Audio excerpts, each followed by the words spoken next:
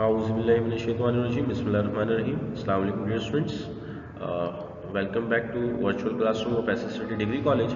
तो स्टूडेंट्स, हम आज जो आपसे बात कर रहे हैं वो चैप्टर नंबर 4 एवरेज के सीरीज़ के सेकंड लेक्चर के साथ हाजिर हुए हैं। तो इसमें हम अगेन कुछ वही प्रैक्टिस करेंगे और फिर आपको बताएंगे कि किस तरीके से मीडियन और मॉड के जो मज़ीद आपने जो वैराइटीज़ हैं फेस कर सकते हैं, वो हम इस क्वेश्चंस में इन क्वेश्चंस में डिस्कस करते हुए नजर आएंगे। वाई स्टूडेंट्स, सबसे पहले मीन की ही बात करते हैं यहाँ। तो स्टूडेंट्स, यहाँ जो मीन है, मीन का फॉर्मूला वही है जो आपको हमने प्रीवियस लेक्चर में समझाया था कि मीन बराबर होता है समीशन एक्स ओवर एन। तो ये भी हम आपको बताते चले, अभी यहाँ हमने जो डिस्कशंस की हैं वो सिर्फ अनग्रुप डेटा के हवाले से ही बातें की हैं। तो हम अभी आज के लेक्चर में भी अनग्रुप डेटा को ही डिस्कस करते हुए नजर आएंगे। तो स्टूडेंट्स, यहाँ समीशन एक्स से मुराद आपकी वही है कि sum of all the observations you collected for data. तो उनको आप जब आपस में ऐड कर लेंगे तो आपका सम ऑफ एक्स आ जाएगा, जिसे हम समीशन एक्स के नाम से भी जानते हैं। फिर उसके बाद स्टूडेंट्स, हमने यहाँ बात की एन की। तो एन जो नोटेशन है बेसिकली वो हमारी नंबर ऑफ ऑब्जर्वेशंस को रिप्रेजेंट करता है कि हमारे डेटा में कितनी ऑब्जर्वेशंस यहाँ मौजूद हैं। उम्मीद करते हैं स्टूडेंट ये वाली बात भी आपकी समझ आ गई होगी। आइए अब आगे बढ़ते हैं और देखते हैं कि एक एग्जाम्पल हमें यहाँ गिवन है।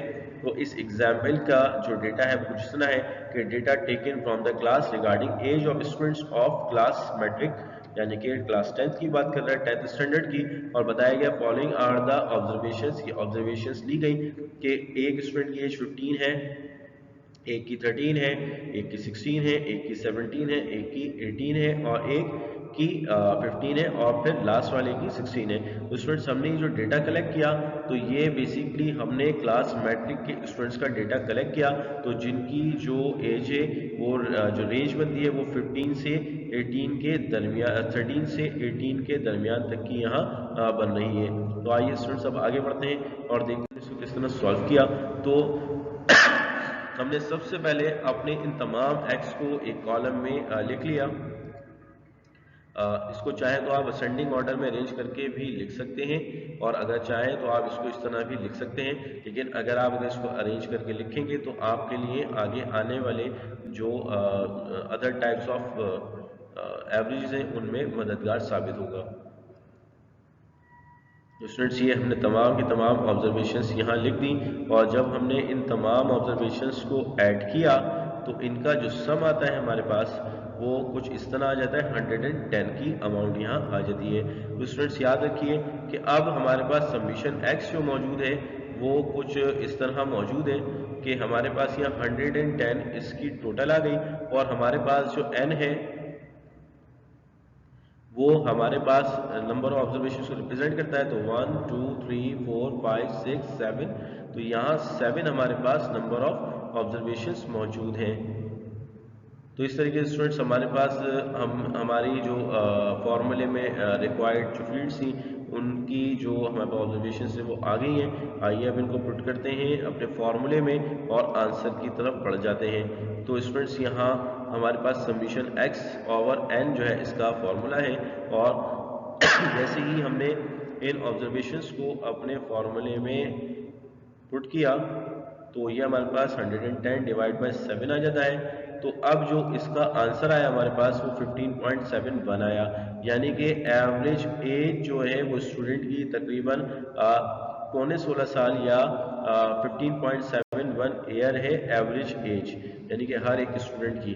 तो स्टूडेंट याद रखिए, मीन हमारे पास बड़ा बेसिक कॉन्सेप्ट होता है एवरेज आउट करने का, स्टैंडर्ड सेट करने का। उम्मीद करते हैं स्टूडेंट ये वाली बात भी आपकी समझ आ गई होगी। आइए अब आगे बढ़ते हैं और बात करते हैं मीडियन की। तो याद होगा स्टूडेंट्स, इससे पहले वाले क्वेश्चन में हमने जो आपके साथ डिस्कशन की उसमें हमने इवन नंबर में जब हमारे पास ऑब्जर्वेशंस गिवन थी तो हमने वहाँ मीडियन को कैलकुलेट करना सीखा था। तो अब यहाँ चूंकि आपने गौर किया एन जो है वो हमारे पास 7 है, मीन्स कि यहाँ जो वो रिप्रेजेंट कर रहा है वो आपको ऑड नंबर को रिप्रेजेंट कर रहा है। तो यहाँ स्टेप नंबर 1 में स्टूडेंट्स हम वही करेंगे कि सबसे पहले अरेंज करेंगे डेटा को इनटू असेंडिंग ऑर्डर।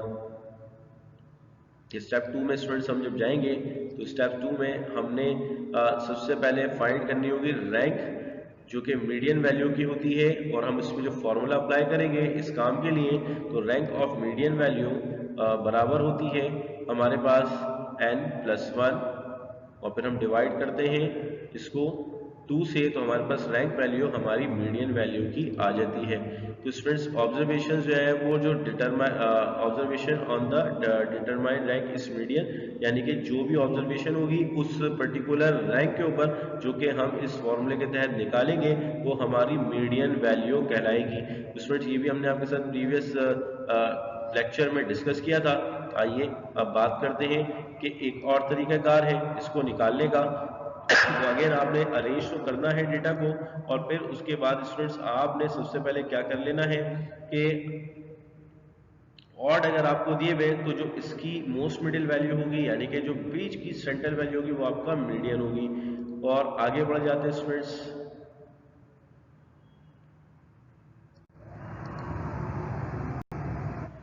तो एग्जाम्पल नंबर 2 हमारे पास मौजूद है। हमें कहा गया कि भाई data taken from the class regarding age of student of class matric. तो क्लास मैट्रिक के जो स्टूडेंट की जो एज है वही हमने डेटा इसको ले लिया है, और फिर हमसे कहा गया कि फाइंड करें median of the data. Question कुछ इसी तरह आएगा आपका, और फिर आपके सामने मौजूद है स्टूडेंट्स कि हमने वहाँ पिछले जो काम किया था उसमें जो नंबर ऑफ ऑब्जर्वेशन थी वो इवन थी, जबकि यहाँ नंबर ऑफ ऑब्जर्वेशन यहाँ हमारे पास ऑड नंबर में मौजूद है। तो सबसे पहले हम बात करेंगे वही अगेन स्टेप वही है कि हम अपने डेटा को अरेंज करेंगे इनटू असेंडिंग ऑर्डर, और जैसे ही हमने इसको असेंडिंग ऑर्डर में अरेंज किया तो हमने एक टेबल यहाँ बना लिया जिसमें एक हमारे पास रैंक की रॉ थी और दूसरी हमारे पास ऑब्जर्वेशन की रॉ थी। तो स्टूडेंट्स इस सूरत में स्टूडेंट्स हमने क्या करा, हमने यहाँ सबसे पहले अपनी वैल्यू रखी 13, जो कि सबसे छोटी वैल्यू है डेटा की। उसके बाद उससे बड़ी वैल्यू 15, और फिर उससे बड़ी वैल्यू भी हमारे पास जो मौजूद है, चूंकि 15 हमारे पास 2 टाइम्स है तो हमने इसको बतदरीज इन ऑर्डर 15 और 15 लिख दिया, और फिर उसके बाद 16 आ गई, और फिर अगेन 16 मौजूद है, और फिर स्टूडेंट्स हमारे पास 17 मौजूद है, और हमारे पास लास्ट ऑब्जर्वेशन 18 मौजूद है। तो इस तरह स्टूडेंट्स हमारे पास सारी की सारी जो वैल्यूज हैं वो हमारे पास 7 वैल्यूज हमारे सामने आ गई इन प्रॉपर्ली अरेंज ऑर्डर। अब आगे बढ़ते हैं स्टूडेंट्स और आपसे बात करते हैं कि इनको हमने रैंक डिफाइन किए थे। तो जो पहली वैल्यू है वो हमारी फर्स्ट है, और फिर जो दूसरी वैल्यू है second, then third, then fourth, then fifth, then sixth, then seventh. Students यहाँ हमने इस तरह इनको ऑर्डर में डिफाइन कर दिया। अब उसके बाद स्टूडेंट्स हमने स्टेप नंबर 2 पे अपना वही रैंक ऑफ मीडियन वैल्यू निकालने के लिए फॉर्मूला अप्लाई करना है। तो स्टूडेंट्स जो फॉर्मूला है वो कुछ इस तरह है कि रैंक ऑफ मीडियन वैल्यू बराबर होगा n+1 डिवाइड बाय 2। स्टूडेंट्स हम आगे बढ़े और हमने देखा कि यहाँ हमारे पास जो n है वो 7 है, नंबर ऑब्जर्वेशन 7 है। तो अब हमने n की जगह यहाँ 7 को प्लेस करेंगे, और 7+1 इसको डिवाइड बाय 2 करेंगे, तो इट मीन्स के 7+1 8 हो जाता है, और 8 डिवाइड बाय 2 जो होता है हमारे पास वो हमारी मीडियन वैल्यू का रैंक आ जाएगा, जो कि यहाँ बनता है 4th। 8 डिवाइड बाई 2 फोर्थ बनता है, तो फोर्थ वैल्यू हमारी जो है वो मीडियन वैल्यू होगी। तो स्टूडेंट्स हमने देखा कि हमारी जो फोर्थ वैल्यू है वो फोर्थ वैल्यू हमारी यहाँ 16 है, तो हमारा जो 16 है वो इसका मीडियन होगा। तो आइए स्टूडेंट देख लेते हैं।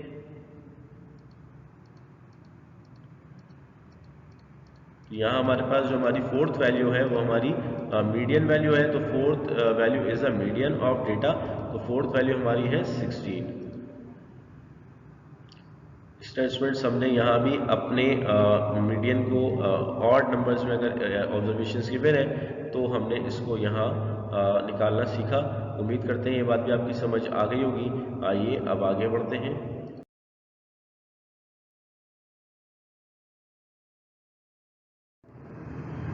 अब बात करते हैं मॉड की। तो मॉड के हवाले से हमने आपके साथ डिस्कशन की थी। तो आज के डेटा में हमारे पास जो मॉड मौजूद है वो बाय मॉडल मॉड मौजूद है। तो मॉड की वही डेफिनेशन है कि most frequent value of data is called mod, तो मॉड में हम सबसे पहले जो बात करेंगे टाइप्स ऑफ मोड, अगेन हमने अपने लास्ट लेक्चर में भी आपके साथ डिस्कशन की थी कि हमारे पास जो मॉड्स होते हैं वो 3 तरह के होते हैं, जिसमें सिंगल मोस्ट फ्रीक्वेंट वैल्यू होती है वो यूनिमोडल मॉड कहलाता है। उसके बाद जो हमारे पास दो जो मोस्ट फ्रीक्वेंट वैल्यूज होती हैं इक्वली, वो हमारे पास मल्टी बाई मॉडल मॉड कहलाता है। और जो हमारे पास more than 2 most frequent values होती हैं वो हमारे पास मल्टी मॉडल मॉड कहलाता है। तो स्टूडेंट्स आइए देखते हैं अपने इस डेटा को। तो यहाँ हमारे पास एग्जाम्पल वही मौजूद है कि डेटा हमने लिया है वही क्लास मैट्रिक का। तो यहाँ आपने सबसे पहले जो बात करनी है वो कुछ बात करनी है इस तरीके से कि आपके पास ये सबसे पहले आप उसको टेबल को अरेंज ऑर्डर में ही अपने पास रख लें, तो आपको ये आइडेंटिफाई करने में आसानी होगी कि कौन सी वैल्यू सबसे ज़्यादा रिपीट हो रही है। तो स्टूडेंट्स हमने यहाँ इसको प्रॉपर्ली अरेंज ऑर्डर में, जिसका हमने मीडियन में किया था, इस डेटा को ले लिया। और फिर उसके बाद स्टूडेंट्स यहाँ जो हमारे पास जो सबसे ज़्यादा रिपीट होने वाली जो नंबर ऑफ टाइम्स जो रिपीट हुई वैल्यू वो 15 है, और same number of times repeat होने वाली वैल्यू यहाँ हमारे पास जो है वो 16 है। तो इस सूरत में स्टूडेंट्स यहाँ 15 और 16 दोनों वैल्यूज़ हमारे पास ऐसी वैल्यूज़ हैं जो कि बराबरी की बुनियाद पे रिपीट हो रही हैं। तो हमारे पास यहाँ जो मॉड होगा वो हमारा 15 एंड 16 ही होगा, यानी कि दोनों ही हमारे मॉड हैं। तो ऐसे मॉड को स्टूडेंट्स हम लोग बाय मॉडल मॉड के नाम से जानते हैं। उम्मीद करते हैं स्टूडेंट ये वाली बातें भी आपकी समझ आ गई होंगी और इसमें कोई कंफ्यूजन आपको बाकी नहीं रही होगी। इसके अलावा अगर आपको कोई क्वेश्चन है इस हवाले से, तो आप हमसे इसके हवाले से क्वेश्चन आंसर्स कर सकते हैं। Thank you so much.